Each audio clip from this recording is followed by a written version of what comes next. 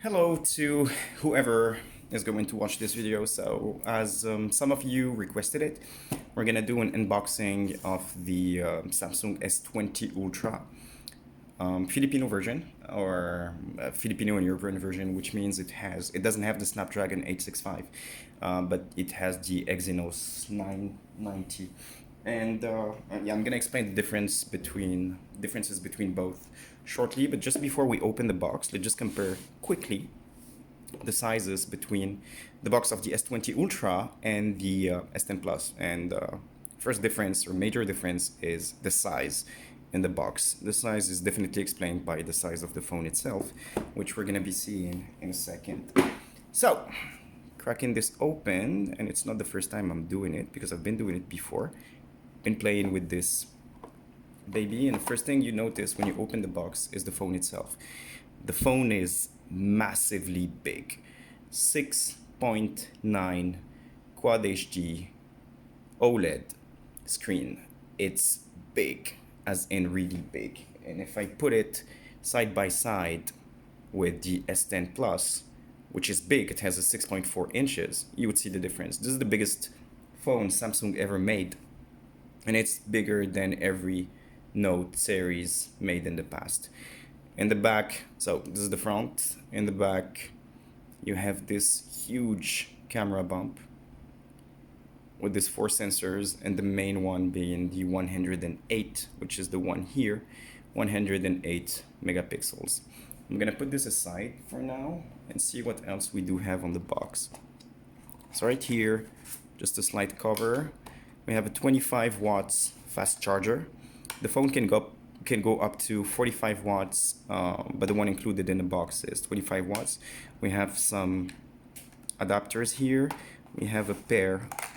So we have a USB Type-C charger that goes with the power brick, and AKG cables. But those AKG cables are Type-C and not headphone jack, or 3.5 millimeters jack.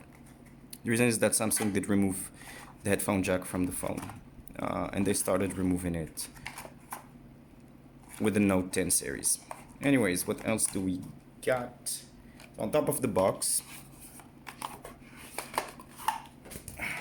we do have some paperwork, some warranty and stuff, and we have a case. And this case looks really basic. It's a TPU case, and flexible, and yeah, it's basic and ugly. Let's put this aside again, and yeah, well, basically that's all you got inside the box. Let's just do quick comparison between the S10 Plus and the S20 Ultra. So first difference, as we were saying, is the size. Second difference is the front-facing camera. So we just have one in the S20 Ultra, which is punch hole, same technology, in the middle of the screen, unlike the S10 Plus, wherein we do have 2 holes on the right side. I do prefer the middle of the screen because it doesn't take away any notification or something, so you still look at your screen almost, or your notifications almost entirely. On the back, second difference is obviously the cameras. But both are made of glass, and both are super fingerprint magnets. That's a bad thing. If we check the sides, on the right side, I don't know if it's really visible on the camera, but on the right side we do have the power button plus the volume buttons, wherein we only have the power button on the S10 Plus. On the other side, there is nothing on the S20 Ultra. It's slim with a metal frame. And on the S10 Plus, there was the Bixby button and the volume. The Bixby button got removed from the S20 Ultra. Well, personally, I wasn't using it, and I doubt that a lot of people were using it, which is why it has been removed. On top, so we have the SIM tray. Come on, focus phone. We do have the SIM tray. So this one starts at 512 gigs of storage, and it can go up to 1 terabyte expandable via, and it can be expanded via micro SD card. This one starts at 128, which is the version that I do have, but you can expand it up to I think 512. I'm not sure, but this needs to be double checked. In the bottom, Type-C connector headphone jack for the S10 Plus, but there is no headphone jack for the S20 Ultra. And the speakers. And that's basically it. Unlocking the phone, this massive, gorgeous screen is just amazing. And I'm saying amazing, not out of nowhere. It's really amazing. The first impression when you turn the screen on and you activate the 120 hertz refresh rate, it's just insane. It won't show on the camera, but my first reaction was, wow. And it's really wow. I've never had any smoothness feeling on the phone before. There is absolutely no lag at all. And transitions, there is no way. You need to try it to see it, feel it, experience it, and understand it. It's really amazing, as in really amazing. So what does this phone have? So this phone comes in two versions. So the first one, as I was saying earlier, is the Snapdragon 865. The 865 is dedicated for the US market and a couple of other markets. For Europe and Asia, it comes with the Exynos 990. The performances of the processors are more or less the same. The main difference would be felt if ever the phone is pushed really hard, and the Exynos version tends to heat a little bit faster than the Snapdragon. But for regular users, you won't notice or feel or see any difference. It comes with 12 gigs of RAM, can go up to 16 gigs, which is completely insane. QHD screen, OLED, 120 hertz refresh rate. The thing with the 120 hertz refresh rate is that it can only be activated if ever the screen is on Full HD Plus resolution. I hope that Samsung will enable it with the QHD resolution. The results, I'm pretty sure, will be just amazing and awesome. However, for now, it's not yet, or it's not available. But I really do hope that Samsung are gonna enable it in the future. It comes with a 5,000 milliamp hour battery. The number seems huge and big, and it's one of the reasons why the phone looks a bit thicker, or feels a bit thicker than the other Samsung devices. However, the 5,000 milliamp hours are barely enough, because the screen is big, and the bigger the screen is, the more power the phone is going to consume. And second thing is, if you activate the 120 hertz, it's going to consume more as well. So expect this phone to last a max of, I think, if I'm not mistaken, around 87 hours with the battery fully charged and with a normal usage.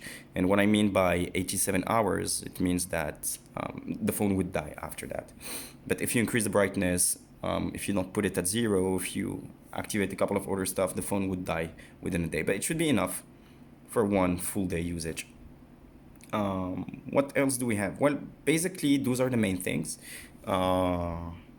If you guys are thinking of getting this phone, the first thing that you need to think of is the price, because the phone retails at around 70,000 Filipino peso, which is around 1,400 US dollars. It's extremely expensive. It's the most expensive phone I've ever got so far, and I hope it's going to be worth it. I'm going to be testing this camera in a while.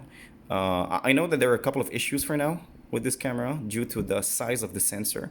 I don't know if you guys know it, but the bigger the sensor is, the harder it's going to be for the software to focus on things. And if I do bring this, for example, focus is basically that, how clear. The main thing that you want to take a snap of is showing on the picture, and the blur effect around it. And the phone struggles with some objects due to the size of the sensor. However, Samsung are stating that they're going to update the software to fix the issue. For those of you who do not know if this phone is worth it or not, my answer and my feelings are that this phone is completely worth it. It has specs that cannot be beaten, or extremely hard to be beaten. Good battery, crazy performance, a lot of RAM, so multitasking is going to be extremely easy. And the under screen fingerprint sensor. They're saying that it's the exact same sensor as we had in the S10 Plus. However, my first impressions after trying it is that it's a bit faster and a bit more accurate, as long as you know where to put your finger. And it has been working so far 100% of the time, as you can see. And the phone unlocks pretty fast. It also have face unlock. However, the face unlock is not as secured as the fingerprint can be. UI, we have Android 10 on top of One UI 2.0. For me, One UI 2.0 is simply the best skin that you can put on the phone, and the reasons are many. One of the reasons, okay, I'm gonna say this later. One of the reasons is that the phone, despite the fact that the phone is huge, you can do whatever you want with just one hand. So everything is accessible for just one hand. This, for example, toggling down the notifications, take just one slide and one finger. And if I want to reach anything that is above, I slide more and everything becomes reachable, despite the fact that my hands are not that big and the phone is huge. Same goes when you want to type a message. They adjusted the bar. The UI is just simply great. So if I want to type a message or if I want to type something, hold on. You see something that is, for me, really special. They add the small bar in the bottom that you won't find on any other keyboard. The small bar in the bottom gives you an easier access to the keyboard on top. If I should compare this, with just one thing. The phone comes with a screen protector, which is a good thing. And the edges of the phone are much less curved than the ones that we had on the previous versions. Not sure if it's going to be really visible on the camera, but the edges of the S10 Plus and the previous Samsung devices go much wider or go much to the sides than the S20 Ultra. For me, it's simply the best phone on the market right now. Expensive, yes. I'm not an iOS user. I'm not a big fan of Apple phones. Why? Because I really do want or do love to customize my phone and do not have it looking like any other phone, which is something that is impossible with any iPhone.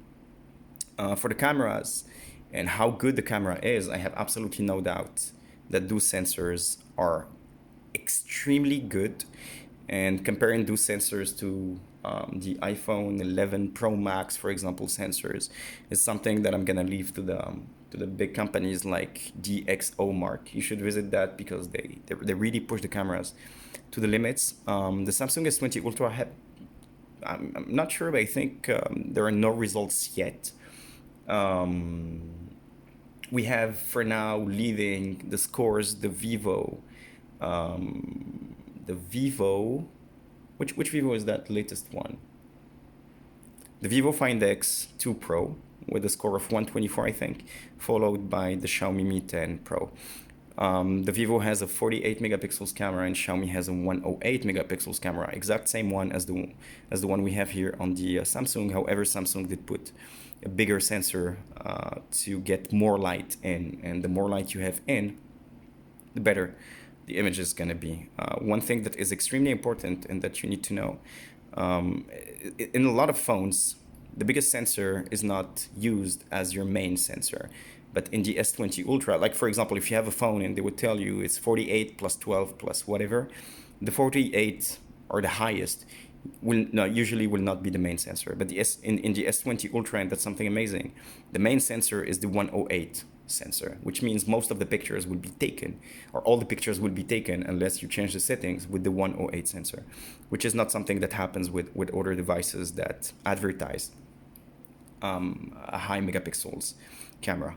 Well, that's basically it. I hope you guys got whatever you wanted to get from this unboxing experience.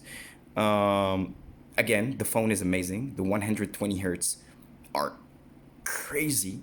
The feeling, again, won't show on this camera, but you need to try it. It's so smooth. It's really so smooth. And again, the One UI experience is for me the best experience ever. I tried a lot of phones, I tried a lot of skins on top of the phones, but again, so far the One UI is the best. And yeah, If you have the money, just go for it. Thanks for watching. I might do an unboxing and comparison of these two if ever we reach, let's say, more than 300 views. And I'll try to make the content a little bit better. And if you're wondering what are these two, so those are the Samsung Galaxy Buds that come with the S10 Plus, and those are the Samsung Galaxy Bud Plus that comes with the S20 Ultra. Thanks for watching, and see you maybe in the next one.